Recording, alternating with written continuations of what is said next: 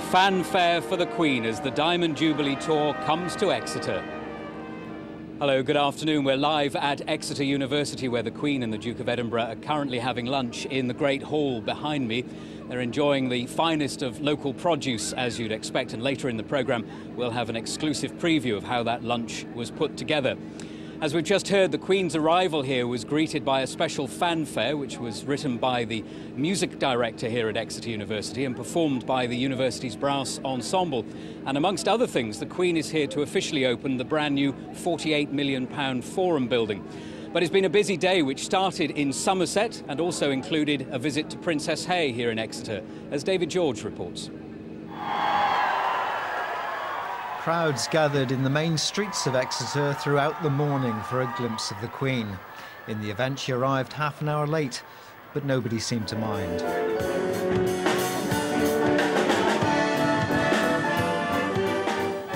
The entertainment had a World War II theme. The Queen was retracing her steps from 63 years ago when she came to see the rebuilding of Exeter after the wartime bombing of the city.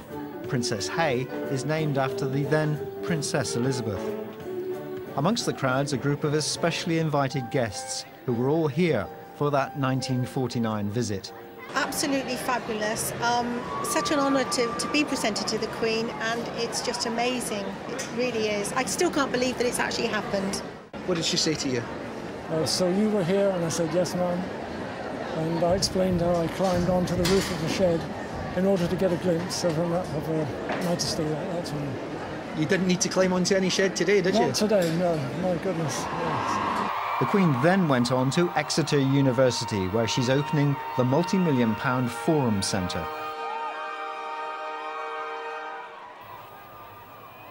The second day of the Queen's Diamond Jubilee Tour of the South West started earlier this morning in Yeovil. School children were amongst the crowd that gathered outside Pen Mill Station.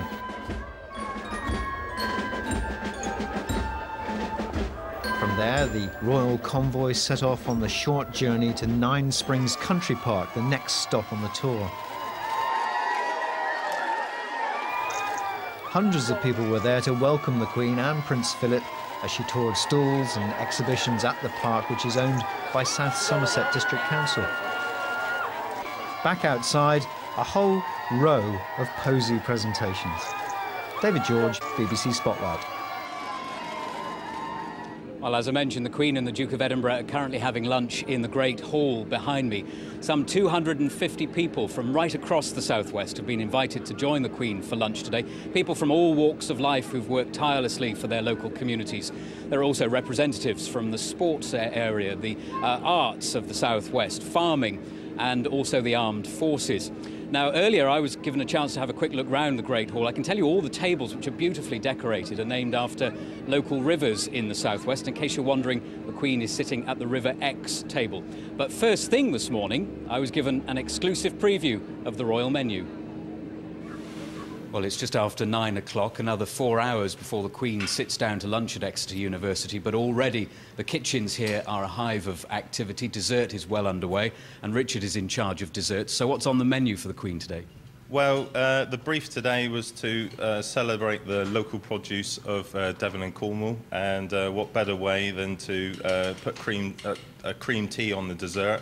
But we've deconstructed the cream tea, and we are producing a vanilla panna cotta with a strawberry compote and a strawberry ice cream and a strawberry crumble with a scone topping. So, yeah, it should be good. I was amazed to see a ruler being used earlier on to precisely measure out some of the ingredients on the plate. Yes, we're being very precise with what we're doing. We've got a highly skilled set of chefs here, and we will deliver an outstanding meal, I'm sure. So that's dessert. Aaron, what's on the menu for the main course? Right, we've got best end of lamb, sweet potato fondant, spring green parcel with a broad bean and pea broth. I'm cooking for the top table, so it should be very exciting. Pressure's on a bit for you then? Just a bit, yeah, very much so. And Rob, tell us about the produce, because there's a great emphasis on local southwest produce in this meal. Absolutely, yes. We, in the first instance, we had to come up with a set of dishes that we tested and tried, and then we came down to the actual menu we were going to do for today. And when we decided on the menu, then we looked to source as many local produce as we possibly could. We've got Cornish cream, and we've got Devon lamb, and as much of the vegetables as possible are all locally produced. So yes, we've gone as local as we possibly can. Ahead of a big meal, a big occasion like this, kitchens are normally very tense, but it seems very calm here at the moment. How's everyone feeling? I think the tension will build the closer we get to 5 to 1 when the main course needs to start going out. So we've got quite a tight time scale, but we're sure that we're going to produce a wonderful meal for Her Majesty. Looking good so far. We wish you well. Thanks very much indeed. Thank you. And those chefs will be presented to the Queen in the Great Hall in about 20 minutes' time, and we'll hear from them on Spotlight tonight. Now, the Queen has made numerous visits to Exeter over the years, as we heard earlier on in the programme. Back in 1949, as the then Princess Elizabeth, thousands turned out to greet her. She came here to inaugurate a key development in the city's history. John Danks has been taking a look through the archives. Thousands turn out to cheer Princess Elizabeth on the first day of her West Country tour.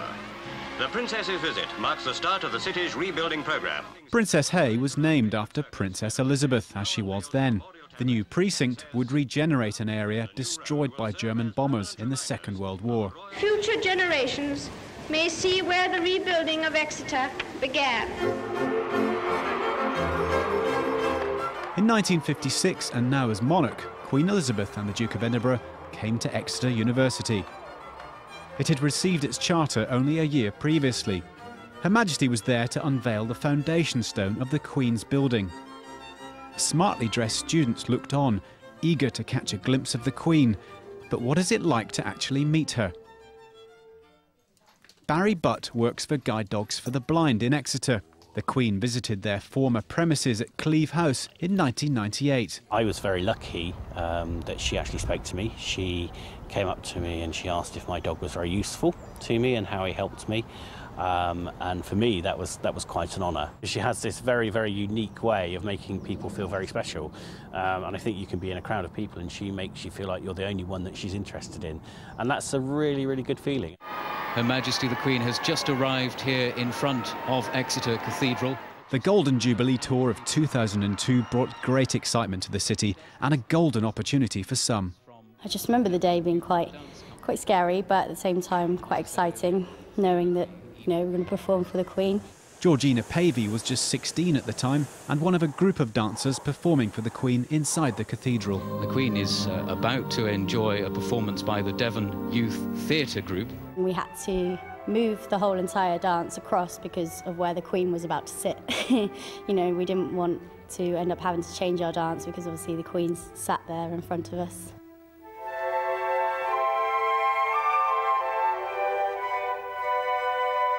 I've always talked about it, so not many people can say they've performed for the Queen.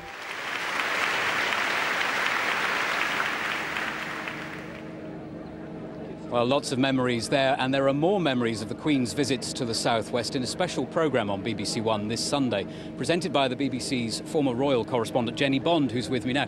Jenny, we heard there about the Golden Jubilee visit to Exeter back in 2002. You and I were working on that programme back then 10 years ago. How does today's celebration compare, do you think? You don't look any older at all, you know.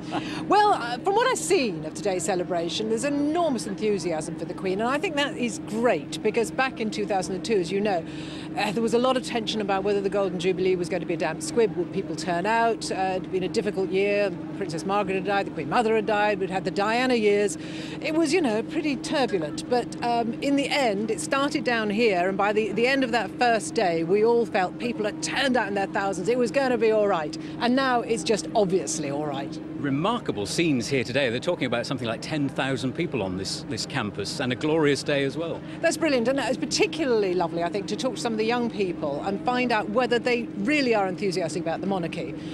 Because I've always thought that's the biggest danger for the monarchy, actually apathy of the young. But they love her. They just were dying to see her, and they obviously think the monarchy is cool now. And you've been hearing lots of memories of those visits over the last 60 years to the southwest. Yes, make this lovely film, The Queen and I, and we've been all over the place from the Scilly Isles right up to Somerset, all through the West Country, revisiting people who've met her over the years. And I'll tell you, the day you meet the Queen is a day you never forget. So they've all got wonderful stories to tell. We'll look forward to the programme. Jenny, thank you very much indeed for joining us. And you can see that programme, The Queen's visits to the southwest over the last 60 years, on BBC One this Sunday at 4:15. As I mentioned, it's been a glorious day here in Exeter. Let's get the forecast now from Emily.